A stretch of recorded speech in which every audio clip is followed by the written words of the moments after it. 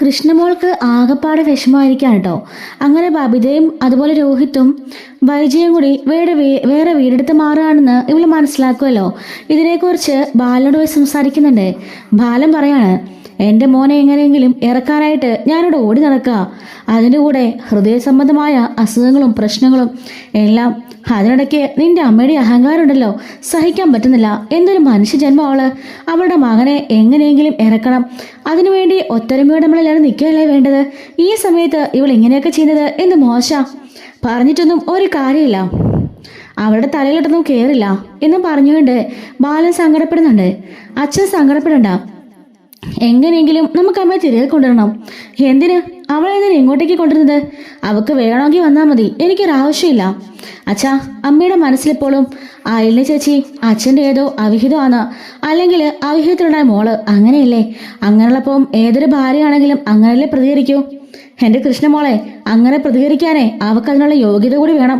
ഈ പറഞ്ഞ നിന്റെ അമ്മയ്ക്ക് അതിനുള്ള യോഗ്യതയുണ്ടോ? അവള് നല്ലൊരു സ്ത്രീയാണോ? ഇത്രയും കാലം അവളെന്നെ ചതിക്കല്ലായിരുന്നോ?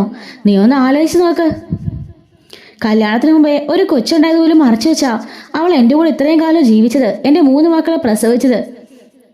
കല്യാണം കഴിഞ്ഞിട്ടെങ്കിലും എപ്പോഴെങ്കിലും എന്നോടത് ഒരു വാക്ക് പറഞ്ഞിരുന്നെങ്കിൽ എനിക്ക് ഇത്രയും വിഷമം വരില്ലായിരുന്നു.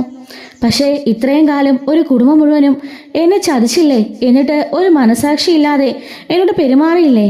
ഇത്രയും കാലം ബാലചന്ദ്രൻ നിന്റെ അമ്മയുടെ അടിമയായിരുന്നു. അവൾ എന്ത് പറഞ്ഞാലും ഞാൻ കേൾക്കായിരുന്നു. അവൾക്ക് വേണ്ടി എല്ലാം ഞാൻ ചെയ്തു കൊടുക്കായിരുന്നു. നിനക്കറിയാലോ, വൈജയനെ ഒരു വിഗ്രഹം പോലെയാ ഞാൻ കൊണ്ടു നടന്നത്. അത്രയ്ക്ക് ഇഷ്ടമായിരുന്നു. ജനിച്ച അന്ന് മുതലേ ഞാൻ കാണുന്ന ആ വൈജയനെ അത്രയ്ക്ക് എനിക്കുള്ള സ്നേഹമായിരുന്നു. മനസ്സുകൊണ്ട് ഒരുപാട് ഞാൻ സ്നേഹിച്ചു. പക്ഷേ അതിൻ്റെ 100 ഇരട്ടി ഇപ്പോൾ ഞാൻ വെറുക്കുന്നുണ്ട്. എന്നെ ചതിച്ചതിനും അത് മറച്ചു വെച്ചതിനും എല്ലാത്തിനും കൂടി. എന്നിട്ടും വൈജി തെറ്റുകാരില്ലെന്ന് നീ പറയരുത്. ഒരു മനസാക്ഷിയില്ലാത്തോളാ രാക്ഷസി. അവള് പറഞ്ഞതെല്ലാം നീയും കേട്ടതല്ലേ? ഒരിറ്റ സ്നേഹം എന്നോടുണ്ടായിരുന്നെങ്കിൽ ഞാൻ ആ അറ്റാക്കായി ഹോസ്പിറ്റലിൽ കിടന്നപ്പം അവൾ എന്നെ ഒരു നോക്കൊന്ന് അന്വേഷിക്കുമെങ്കിലും ചെയ്തോ? പോട്ടെ, അവിടുന്ന് വീൽ ചെയറിലാണെങ്കിലും ഒന്നെന്നെ കാണണമെന്നെങ്കിലും അവളത് പറഞ്ഞോ? ഇല്ലല്ലോ. ഇത്രയൊക്കെ സംഭവിച്ചിട്ടും അവൾക്ക് ആക്സിഡന്റ് ഉണ്ടെന്ന് അറിഞ്ഞപ്പോഴേ എൻ്റെ ചങ്ക് പഠിച്ചു. അവളെ കാണാൻ എത്ര വട്ടം ഞാൻ അങ്ങോട്ട് പോയിന്ന് നിനക്കറിയാലോ. എന്നിട്ട് പോലും അവൾക്കതിനെക്കുറിച്ചുള്ള യാതൊരു ചിന്തയില്ല. പിന്നെ ഞാനെന്തിനാ അവൾക്ക് വേണ്ടി കിടന്ന് അലമുറ കൂട്ടുന്നത്? അവൾക്ക് വേണമെങ്കിൽ വന്നാൽ മതി, എനിക്കൊരു നിർബന്ധവും ഇല്ല എന്ന് പറയാണ്. അച്ഛാ, നമ്മുടെ കുടുംബം എല്ലാം കൂടി സ്പ്ലിറ്റാകാൻ പോവാ. അമ്മ ഒരു വഴിക്ക്, അച്ഛനൊരു വഴിക്ക്, ഞാനും ബബിതേച്ചിയും രോഹിതേട്ടനും എല്ലാവരും ഓരോ വഴിക്ക്. ഇങ്ങനായാലും എന്ത് ചേച്ചാ? നമ്മുടെ കുടുംബം തകർന്നു പോവല്ലേ മോളെ. അത് ഞാൻ മാത്രം നോക്കിയാൽ പോരല്ലോ. അവളോട് ഇങ്ങോട്ടേക്ക് വരാൻ ഞാൻ പറഞ്ഞതാ, പക്ഷേ അവള് വന്നില്ല. ഞാനിനി എന്ത് ചെയ്യാനാ? ഞാൻ അവളോട് പറഞ്ഞതാ. അപ്പൊ അവള് പറയുവാ, എന്നെ ബലം പ്രയോഗിച്ച് കൊണ്ടുപോകാനൊന്നും ആരും കരുതണ്ട, ഞാൻ വരില്ല, വൈജി അതിന് കിട്ടില്ലെന്നൊക്കെ പറഞ്ഞ് ഭയങ്കര പ്രസംഗമായിരുന്നു. അച്ഛാ, അമ്മ അങ്ങനെ വീട് മാറിയാലേ പിന്നെ ചേച്ചി ഇവിടെ നിൽക്കില്ലെന്നാ പറഞ്ഞേ. ഏത് ചേച്ചി? അലീന ചേച്ചി. അലീനയോ? അവള് പിന്നെ അങ്ങോട്ട് പോനാ? അതൊന്നും എന്നോട് പറഞ്ഞില്ല. അങ്ങനെ അമ്മ വീട് മാറിയാല് 3-4 ദിവസത്തിനുള്ളിൽ ചേച്ചി ഇവിടുന്ന് പോകുന്നാ പറഞ്ഞേ. അവളങ്ങനെ എവിടെയും പോകാൻ പോണില്ല. അവളെ ഞാനങ്ങനെ വിടത്തുമില്ല. അവൾ ഇവിടുന്ന് പോയാലേ വൈജി ഇങ്ങോട്ട് വരും. അതാണല്ലോ അവളുടെ ആവശ്യം. അലീന ഇവിടുന്ന് ഇറങ്ങിയാൽ ആ നിമിഷം തന്നെ അവൾ എങ്ങോട്ടേക്ക് തിരിച്ച് കയറി വരും. അതിനുള്ള പണിയാ അവളുടെ. എങ്ങനെയെങ്കിലും അലീനനെ ഇവിടെ നമുക്ക് തുരത്തണം. അതിനുവേണ്ടി അവൾ കാണിക്കുന്ന അടവാ ഇതെല്ലാം. അത് അലീനയ്ക്ക് മനസ്സിലാവുന്നില്ലേ? അച്ഛാ, മനസ്സിലാവാഞ്ഞിട്ടല്ല. അച്ഛനും അമ്മയും വേർപിരുന്ന് കണ്ട് സഹിക്കാനാവാഞ്ഞിട്ടാ ചേച്ചി അങ്ങനെ പറഞ്ഞത്. ചേച്ചി ആകെപ്പാടെ വിഷമത്തിലാ. അല്ലെങ്കിൽ തന്നെ തലയ്ക്ക് മുകളിൽ 100 കൂട്ടം പ്രശ്നങ്ങളാ. അതിനിടയിലാ അമ്മയുടെ ഈ അഹങ്കാരവും കൂടി. ഇപ്പം അമ്മയ്ക്ക് ഇതിൻ്റെ ഒരാവശ്യമില്ലായിരുന്നു. അപ്പോൾ ബാലൻ പറയുന്നുണ്ട്, ഞാനും അത് തന്നെ ഞാൻ മോളെ പറഞ്ഞത്. അവക്കിപ്പോൾ ഇതിൻ്റെ വല്ല ആവശ്യം ഉണ്ടായിരുന്നോ? നീ ഒന്ന് ആലോചിച്ച് നോക്ക്. ഇപ്പോൾ എങ്ങനെയെങ്കിലും രോഹിത്തിനെ പുറത്തിറക്കുക, അത് മാത്രമാണ് നമ്മുടെ ലക്ഷ്യം. അതിനിടയിൽ ഓരോ വഴക്കും ബഹളവും. അവളുടെ വീടിൻ്റെ ഫോട്ടോയൊക്കെ കാണിച്ചെന്നൊക്കെ പറഞ്ഞു കേട്ടല്ലോ. അത് വെച്ചാ എഗ്രിമെന്റ് എഴുതി. ഇവൾ എന്ത് ഭാവിച്ചാ? അല്ല, ഇവളെ അവിടെ ചെന്ന് ആര് നോക്കും? ഒരു ഹോം നേഴ്സിനെ ഏർപ്പാടാക്കിയിട്ടുണ്ട് അച്ഛാ. അപ്പം എല്ലാം അവൾ തീരുമാനിച്ചുറപ്പിച്ചല്ലേ? എല്ലാം അമ്മ തീരുമാനിച്ചു. അത് മാത്രമല്ല, കമലാൻ്റി പോയി സംസാരിച്ചതാ. ഇപ്പൊ പോവണ്ട, നേരെ കടപ്പാട്ടൂരേക്ക് വരാനൊക്കെ പറഞ്ഞതാ. ഓ, അത്രയും ബോധം കമലയ്ക്ക് ഉണ്ടായോ? ആ, കമലാൻ്റിയും പോയി പറഞ്ഞു. ശിവനങ്ങളും രാജീവനങ്ങളും എല്ലാവരും പറഞ്ഞു. ആര് പറഞ്ഞിട്ടും അമ്മ കേൾക്കുന്നില്ല അച്ഛാ. എല്ലാവരും അമ്മയോട് ഒരുപാട് റിക്വസ്റ്റ് ചെയ്തതാ. അമ്മയാണെങ്കിലോ അമ്മയുടെ പിടിവാശി തന്നെ നിൽക്കാം. ആ അതൊന്നും സാരമില്ല, മോളൊന്നും ഓർത്ത് ടെൻഷൻ അടിക്കണ്ട. മോള് പോയി പഠിക്കാൻ നോക്ക്. വരുന്നിടത്ത് വെച്ച് കാണാം. എനിക്കിപ്പോൾ അവളുടെ പിന്നാലെ പോകാനല്ല അത്യാവശ്യം, എൻ്റെ മകനെ എങ്ങനെയെങ്കിലും പുറത്തിറക്കണം. അത് മാത്രമേ ഉള്ളൂ എൻ്റെ ലക്ഷ്യം. എന്തൊക്കെയാണെങ്കിലും അവൻ തെറ്റ് ചെയ്തിട്ടുണ്ട്. അതിനുള്ള ശിക്ഷയാണ് അവനിപ്പോൾ അനുഭവിച്ചുകൊണ്ടിരിക്കുന്നത്. പക്ഷേ ആ പെൺകുട്ടീനെ ഉപദ്രവിക്കാതെ അവനോട് ഓടിയല്ലോ, അതെന്തോ ഒരു ഭാഗ്യം കൊണ്ടാ. അതുകൊണ്ട് അവനെ രക്ഷപ്പെടുത്താൻ പറ്റുന്ന എൻ്റെ ഒരു മനസ്സിലൊരു തോന്നൽ. അച്ഛാ, അതിന് ആ ശരണ്യ മൊഴി മാറ്റി പറയുമോ അച്ഛാ? അറിയില്ല മോളെ, പറഞ്ഞാൽ മതിയായിരുന്നു. പറഞ്ഞെങ്കിൽ നമുക്ക് സമാധാനമായനെ, സ്വസ്ഥമായി കിടക്കായിരുന്നു എന്ന് പറയാണ്. അങ്ങനെ അവൾ അവിടുന്ന് പുറത്തേക്ക് പോവാണ്. ബാലനിതെല്ലാം ഓർത്ത് ആകെപ്പാട് ടെൻഷൻ അടിച്ചിരിക്കുന്നുണ്ട്. അലീനോട് പോയിട്ട് കൃഷ്ണമോള് പറയുന്നുണ്ട്, ചേച്ചി ഇനിയിപ്പോൾ എന്താ ചെയ്യുന്നേ? ബബിത ചേച്ചിയൊക്കെ നാളെ തന്നെ പോകണമെന്ന് പറഞ്ഞിരിക്കുക അമ്മയുടെ കൂടെ. ബബിത പോയാലേ നല്ല രസമായിരിക്കും. ഇപ്പോഴുള്ള ബബിതയുടെ സ്വഭാവം പോലെ ആയിരിക്കില്ല, അപ്പോൾ ഒന്നുകൂടി വഷളാവും. അത് ശരിയാ ചേച്ചി പറഞ്ഞത്. അല്ലെങ്കിൽ തന്നെ ചേച്ചിയുടെ സ്വഭാവം നല്ല വഷളാ. അതിനോട് അമ്മയുടെ കൂടെയും കൂടെ ആകുമ്പോളേ ഫുൾ ഫ്രീഡം അല്ലേ, പിന്നെ എന്തും ചെയ്യാമല്ലോ. എന്തായി തീരുമെന്ന് എനിക്കൊരു പിടുത്തവും ഇല്ല. അമ്മയാണെങ്കിലോ അങ്ങനെയുള്ള കാര്യങ്ങളൊന്നും ശ്രദ്ധിക്കാൻ നിൽക്കില്ല. ഞങ്ങളൊക്കെ എന്ത് ചെയ്താലും അമ്മയൊന്നും അന്വേഷിക്കത്ത് പോലും ഇല്ല. അമ്മയ്ക്ക് അമ്മയുടെ ജോലിയും കാര്യങ്ങളും അമ്മയുടെ പിടിവാശിയും ദേഷ്യവും മാത്രം. അച്ഛൻ്റെ കാര്യം പോലും അമ്മ ശരിക്കും നോക്കാറില്ല. പാവം അച്ഛൻ അമ്മയുടെ എല്ലാ കാര്യങ്ങളും നോക്കി ചെയ്തു കൊടുക്കായിരുന്നു. ഞങ്ങളെയൊക്കെ ഹെൽപ്പ് ചെയ്യുന്നതും പഠിപ്പിക്കാനൊക്കെ കൂട്ടിയിരുന്നെല്ലാം അച്ഛനായിരുന്നു. പക്ഷേ ഏതോ നിമിഷത്തിൽ എല്ലാം തകർന്നു പോയി ചേച്ചി. ആ നിമിഷം ഞാൻ വന്ന നിമിഷം മോളെ. ഞാൻ വരാൻ പാടില്ലായിരുന്നു ഒരിക്കലും. ഞാൻ വന്നതിന് ശേഷമല്ലേ ഈ വീട് ഇങ്ങനെ ആയി തീർന്നത്. എങ്ങനെയെങ്കിലും ഇവിടുന്ന് പോകണം. മേഡം വീടെടുത്ത് എപ്പോൾ മാറുന്നോ ഞാൻ അപ്പം പോകും. അല്ല, എങ്ങോട്ട് പോകാനാ ചേച്ചിയുടെ പ്ലാൻ? അതൊന്നും തീരുമാനിച്ചിട്ടില്ല. രേവതിക്കുട്ടിയോടും മാമച്ചനങ്ങളോടൊക്കെ ഞാൻ പറഞ്ഞിട്ടുണ്ട് എനിക്കൊരു വീട് നോക്കാൻ. അവരവിടെ നിൽക്കാൻ പറയാം. ചേച്ചി അങ്ങനെ നിർബന്ധമാണെങ്കിൽ അവിടെ നിന്നാൽ പോരെ? അമ്മ വന്ന് എല്ലാം ഒന്ന് പറഞ്ഞ് സമാധാനിപ്പിച്ച് ചേച്ചിക്ക് തിരിച്ചു തരാമല്ലോ. അതൊന്നും ശരിയാവില്ല. രേവതിക്കുട്ടി ഇപ്പോൾ അവരുടെ പൊന്നുപോലെ നോക്കുന്നുണ്ട്. അത് മതി. അതിലേക്ക് ഞാനോട് ചെന്നാൽ ശരിയാവില്ല. അവള് നന്നായി അവിടെ ജീവിക്കണം. ഞാൻ എങ്ങോട്ടെങ്കിലും ജോലിക്ക് പോകാൻ ഓർത്തിരിക്കാം മോളെ. അപ്പോൾ ചേച്ചി പോവാല്ലേ? അതെ, ഞാൻ പോവാ. ഇനിയിപ്പം അതിന് എറുത്തൊന്നും പറയണ്ട. മോള് നന്നായി പഠിക്കണം. ഞാൻ പോയാലും അച്ഛൻ്റെ എല്ലാ കാര്യങ്ങളും നോക്കണം. ഞാൻ പോയിക്കഴിഞ്ഞാൽ പിന്നെ 2-3 ദിവസത്തിനുള്ളിൽ മോളുടെ അമ്മയൊക്കെ ഇങ്ങ് വരും. പിന്നെ സന്തോഷമായിട്ട് നിങ്ങൾക്ക് കഴിയാലോ എന്ന് പറയാൻ കേട്ടോ. കൃഷ്ണമോള് അലീനെ കെട്ടിപ്പിടിച്ച് കരയാണ് കേട്ടോ. അങ്ങനെ പിറ്റേ ദിവസം രാവിലെ കൃഷ്ണമോള് അലീനോട് പറയുന്നുണ്ട്, ചേച്ചി ഞാനിന്ന് സ്കൂളിലേക്ക് പോകുന്നില്ല, ഞാനിന്ന് അമ്മയെ കാണാൻ പോവാ. മോളിപ്പോൾ എന്തിനാ അമ്മയെ കാണാൻ പോന്നേ? വൈകിട്ട് പോയാൽ പോരെ? സ്കൂൾ മുടക്കണോ? അല്ലേ ചേച്ചി, എനിക്കിത് പോകണം. അമ്മയോട് കുറച്ച് കാര്യങ്ങൾ സംസാരിക്കാനുണ്ട്. എന്തിനാ മോളെ ഇനിയും പോയിട്ട് വെറുതെ വഴക്കുണ്ടാക്കുന്നേ? വഴക്കുണ്ടാക്കാനല്ല, ഒരു ചാൻസ് കിട്ടുമെന്ന് നോക്കാനേ ചേച്ചി. അമ്മ എങ്ങനെയെങ്കിലും ഇങ്ങോട്ട് വരുമെന്ന് അറിയാനാ. ഇല്ല മോളെ, ഒരിക്കലും വരില്ല. ഞാനിവിടുന്ന് പടിയിറങ്ങിയാൽ ഉറപ്പായും അമ്മ തിരികെ വരും. അത് മാത്രമേ ഉള്ളൂ നമ്മുടെ മുമ്പിലൊരു ഓപ്ഷൻ എന്ന് പറയാണ്. അച്ഛനോടും പറഞ്ഞിട്ട് കൃഷ്ണമോള് വൈജയെ കാണാനായിട്ട് പോവാണ്. വൈജയ് സമയം ഹോസ്പിറ്റലിൽ ആ ബ്രോക്കറെ കോൾ ചെയ്ത് ബാക്കി കാര്യങ്ങളെല്ലാം തീരുമാനിച്ചുകൊണ്ടിരിക്കുകയാണ് കേട്ടോ. കൃഷ്ണ അകത്തേക്ക് കയറി വരുന്നുണ്ട്. ആഹാ, നീ വന്നോ? അല്ല, ഇങ്ങനൊരുത്തിയുടെ ജീവനുണ്ടെന്ന് നിനക്ക് ഇപ്പോഴാണോ ബോധ്യമായത്? അമ്മേനെ കാണാൻ വന്നിട്ട് എന്തിനാ? അമ്മ കുറെ കുറ്റം പറയും. അച്ഛനെയും അലിന ചേച്ചീനെയും എന്നെയെല്ലാം. അത് കേൾക്കാനല്ലേ, അതുകൊണ്ടാ വരാഞ്ഞത്. ഓ, നിനക്കപ്പോ ഒരു മാറ്റം ഇല്ലല്ലേ? അലീന ചേച്ചി എന്ത് പറഞ്ഞാലും അതല്ലേ ഉള്ളൂ. പിന്നെ ഞാൻ നാളെ വീട് മാറാൻ പോവാ. നീ വരുന്നുണ്ടോ? ബബിത എൻ്റെ കൂടെ വരുന്നുണ്ട്. അമ്മയ്ക്ക് നാണമില്ലേ ഇങ്ങനെ പറയാനായിട്ട്? അമ്മേ, നമ്മുടെ ചേട്ടൻ എവിടെയാ? ജയിലിൽ കിടക്കല്ലേ? അച്ഛൻ എന്തൊക്കെ പാടുപെടുന്നെന്നറിയോ ഒന്ന് ചേട്ടനെ ഇറക്കാനായിട്ട്? ആരുടെയൊക്കെ കാല് പിടിക്കുന്നുണ്ട്. എന്തൊക്കെ ടെൻഷനും പ്രശ്നങ്ങളാണ് വീട്ടില്. അതിൻ്റെ കൂടെ അച്ഛന് അറ്റാക്ക് ഉള്ളതാ അമ്മയ്ക്ക് അറിയാലോ. 2 തവണ അറ്റാക്ക് വന്നു. അച്ഛൻ്റെ അവസ്ഥയെങ്കിലും അമ്മ ഓർക്കണ്ടേ? ഓ, നിനക്കപ്പോഴും അച്ഛൻ്റെ അവസ്ഥയുള്ളല്ലേ? അമ്മയ്ക്കിപ്പോൾ വന്നൊന്നും നിനക്കൊന്നും അല്ലല്ലേ? ഈ അവസ്ഥയിൽ ഞാൻ കിടക്കാൻ നിന്നിട്ട് എത്ര ദിവസമായെന്ന് നിനക്കറിയോടി? നീ നിന്റെ അച്ഛനെ ശുശ്രൂഷിച്ചോ? അമ്മ അടുത്തൊരു ദിവസമെങ്കിലും നീ നിൽക്കുന്നുണ്ടോ? എന്തിനാ വന്നു കഴിഞ്ഞ് അമ്മയുടെ വായിരിക്കുന്നത് കേൾക്കാനോ? അമ്മയുടെ ദിവസമെങ്കിലും നന്നായി സംസാരിച്ചിട്ടുണ്ടോ?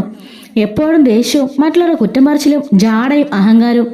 അമ്മയെന്തോ വലിയ സംഭവമാണെന്നാ അമ്മയുടെ വിചാരം. അതെടി, ഞാൻ സംഭവം തന്നെയാ. ഈ വൈദ്യ തീരുമാനിച്ചാലേ അത് തീരുമാനിച്ച തന്നെയാ.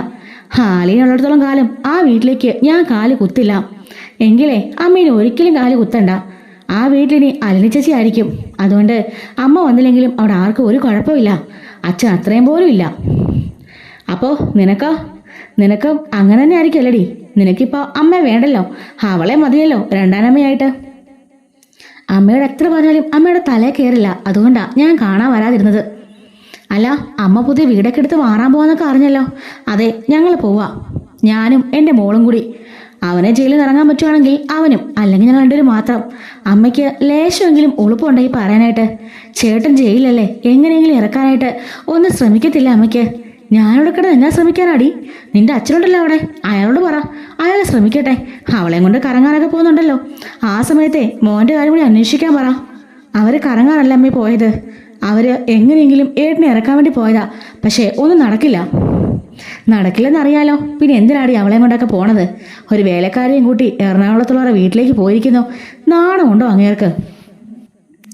അങ്ങനെ അച്ഛനെ നാണിക്കേണ്ട ഒരാവശ്യമില്ലമ്മേ.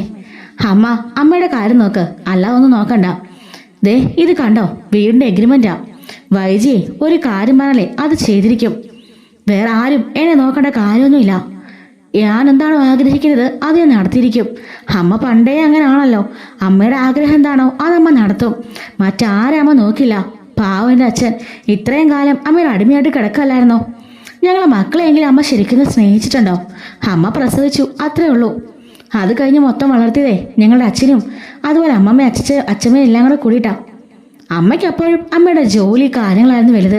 ഇപ്പോഴും അങ്ങനെ തന്നെയാണല്ലോ. അമ്മയുടെ കാര്യങ്ങൾ മാത്രം ഒന്ന് പഠിപ്പിക്കാനെങ്കിലും ഞങ്ങളുടെ കൂടെ നിന്നിട്ടുണ്ടോ? ഒന്ന് സ്നേഹത്തോടെ നോക്കിയിട്ടുണ്ടോ? ഒന്നുമില്ല. ഞാൻ വൈജിയാ എപ്പോഴും ഇത് മാത്രം പറഞ്ഞു കേൾക്കാം. ഈ വൈജ എന്ന് പറഞ്ഞാൽ ആരെന്ന് അമ്മയുടെ വിചാരം? എന്താ ഈ നാട്ടിൽ പ്രധാനമന്ത്രി വല്ലാണോ? അല്ലല്ലോ. അമ്മ സാധാരണ ഒരു ബാങ്ക് ഉദ്യോഗസ്ഥയാ. അതമ്മ എന്നെ മനസ്സിലാക്ക് എന്ന് പറയാണ്. ഡീ, നീ കൂടുതലേ എന്നെ ഭരിപ്പിക്കാണെന്ന് വരണ്ട. അല്ല, നീ ഇതൊക്കെ പറയാണോ ഇപ്പൊ ഇങ്ങോട്ടേക്ക് വന്നത്? അതെ, ഇതൊക്കെ പറയാൻ വേണ്ടി തന്നെയാ. അമ്മയുടെ മോളെയും കൊണ്ട് വീട് മാറി താമസിക്കാൻ പോവല്ലേ? അതിനു മുമ്പേ അമ്മ ഒരു കാര്യം കാണിക്കണമെന്ന് എനിക്ക് തോന്നി, അതുകൊണ്ട് ഞാൻ വന്നതാ. എന്ത് കാര്യം? അപ്പോൾ അവളാണെങ്കിൽ, കൃഷ്ണമോളാണെങ്കിൽ അവളുടെ ഫോണും കൊണ്ടാണ് കേട്ടോ വന്നത്. ആ ഫോണെടുത്ത് വൈജിയെ കാണിക്കുകയാണ്. ദാ ഈ വീഡിയോ അമ്മ ഒന്ന് കണ്ടു നോക്ക്. സംഭവം ഏത് വീഡിയോ എന്നറിയാമോ? അന്ന് നമ്മുടെ ഹരിയാണെങ്കിൽ ഈ ബബിതയും അവളുടെ കാമുകനും കൂടിയിട്ട് ഒരു വീട്ടിലേക്ക് കയറി പോകുന്നുണ്ടായിരുന്നല്ലോ, ആ ഒരു വീഡിയോ എടുത്തിരുന്നല്ലോ. ആ ഒരു വീഡിയോ കേട്ടോ കാണിക്കുന്നത്. ഇവർ രണ്ടുപേരും കൂടി ഒരു മുറിയിലേക്ക് കയറുന്നതും അവിടെ വെച്ചിട്ടൊരു ഫിസിക്കൽ റിലേഷൻഷിപ്പിൽ ഏർപ്പെടുന്നതും എല്ലാം വരെയുള്ള വീഡിയോ ആണ് കൃഷ്ണ കാണിച്ചു കൊടുക്കുന്നത്. ഇത് കണ്ട് വൈജി ആകപ്പാട് ഞെട്ടിപ്പോകുന്നുണ്ട്. ഇതാരാണെന്ന് അമ്മയ്ക്ക് മനസ്സിലായോ? അമ്മയുടെ മോളാ ബബിത. ഇത് കണ്ട് ഷോക്കായി നിൽക്കാണ്. പിന്നെ ആ കൂടെയുള്ളവൻ ആരാന്നറിയോ? ചേച്ചിയുടെ കാമുകനാ. കഴിഞ്ഞ 1 വർഷമായിട്ട് രണ്ടുപേരും തമ്മിൽ ഭയങ്കര സ്നേഹത്തിലാന്നൊക്കെയാ പറയുന്നേ. ഇതാരാ ഈ വീഡിയോ എടുത്തത് അമ്മയ്ക്കറിയോ?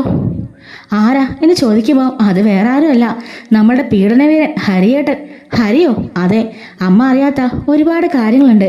ഹരിയേട്ടനെ ഈ വീഡിയോ എടുത്തിട്ട് എന്താ ചെയ്യുന്നത് അമ്മയ്ക്കറിയോ?